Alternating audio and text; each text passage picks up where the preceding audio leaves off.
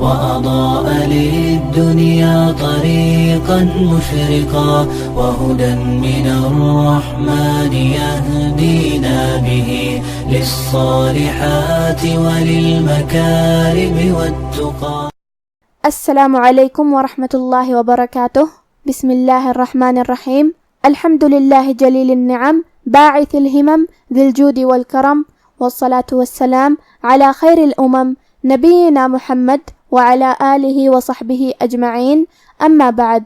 رب اشرح لی صدری ویسر لی امری واحلل عقدۃ من لسانی یفقہ قولی. شروع کرتی ہوں اللہ کے نام سے جو بڑا مہربان نہایت رحم کرنے والا ہے. انشاءاللہ آج کے درس نمبر 110 میں سورۃ القیامہ آیت نمبر 20 سے آیت نمبر 25 تک کی شرح اور ترجمہ سماعت فرمائیں گے. تو شروع کرتے ہیں. اعوذ باللہ من الشیطان الرجیم. کلا بل تحبون العاجلہ.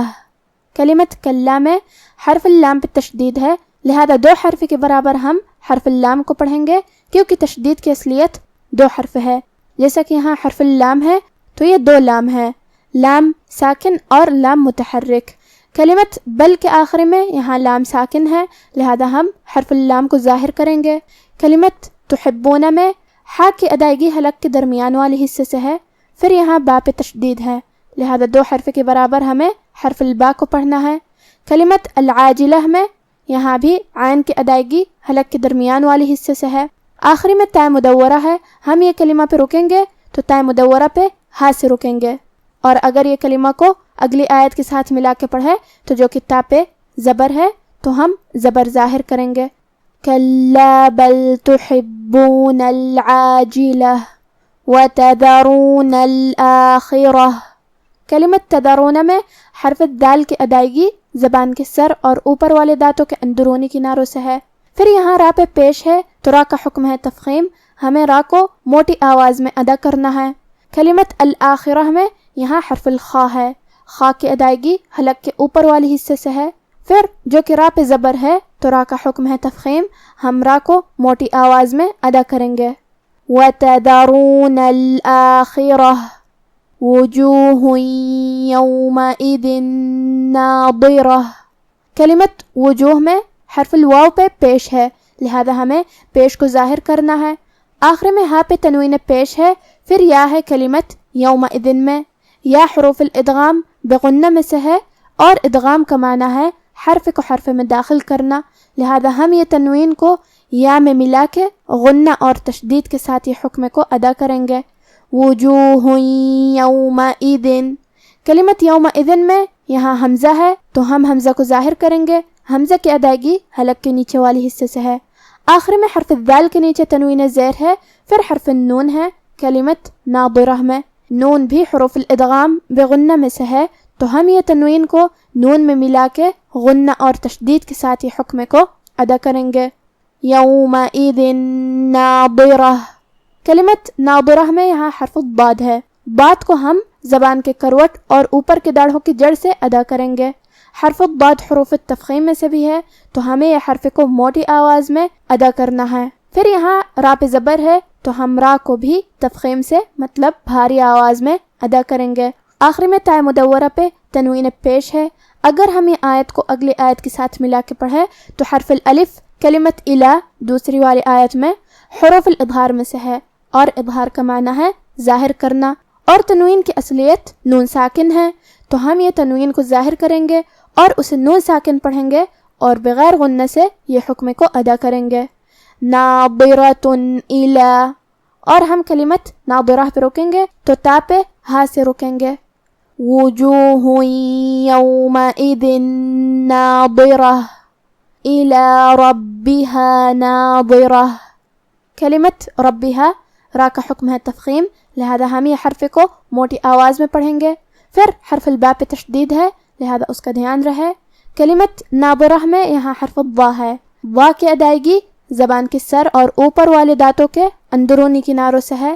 وا بھی حروف التفخیم میں سے ہے تو ہم یہ حرف کو اور حرف الرا کو دونوں کو موٹی آواز میں ادا کریں گے.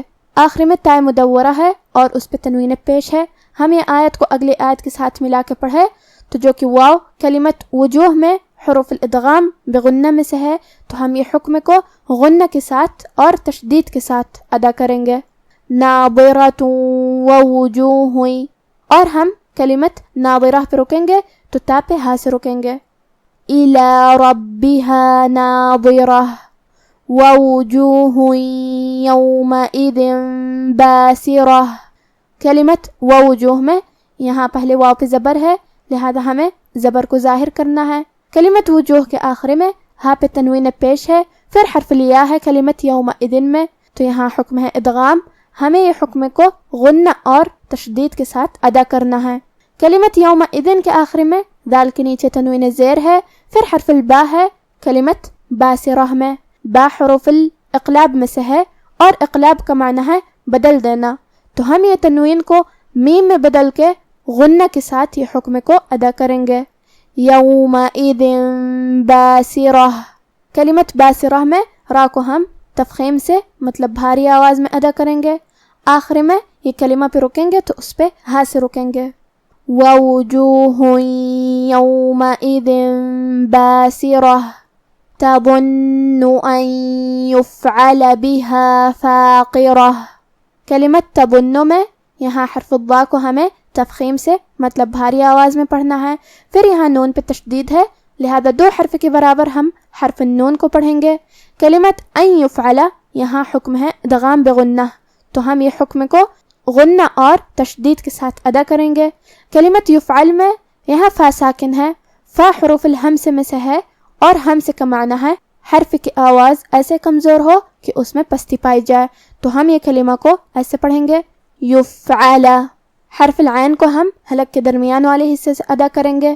کلمت فاقرہ میں یہاں قاف ہے، قاف کی ادائیگی زبان کے جڑ اور تالو کے نرم حصے سے ہے، قاف حروف التفخیم میں سے بھی ہے، تو ہمیں یہ حرف کو اور اس کے بعد جو کہ حرف الراء پہ زبر ہے، لہذا یہ دونوں حرف کو موٹی آواز میں ادا کریں گے، فاقرہ تظن ان یفعل بها فاقرہ۔ اب آپ سورۃ القیامہ کی تلاوت تجوید کے ساتھ سماعت فرمائیں۔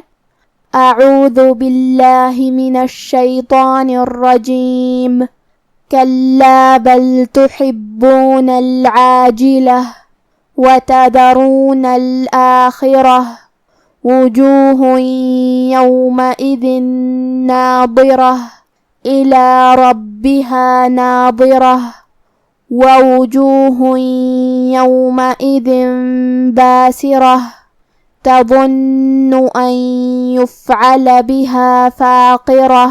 مگر لوگو تم دنیا کو دوست رکھتے ہو اور آخرت کو چھوڑے دیتے ہو، اس روز بعض چہرے رونقدار ہوں گے، اپنے پروردگار کی طرف نظر کیے ہوئے ہوں گے، اور بہت سے چہرے اس دن اداس ہوں گے، خیال کریں گے کہ ان کے ساتھ کمر توڑ معاملہ کیا جائے گا۔ آج کا ہمارا درس یہیں ختم ہوتا ہے۔ وصلی اللہ علی نبینا محمد وعلی آلہ وصحبہ اجمعین، والسلام علیکم ورحمۃ اللہ وبرکاتہ۔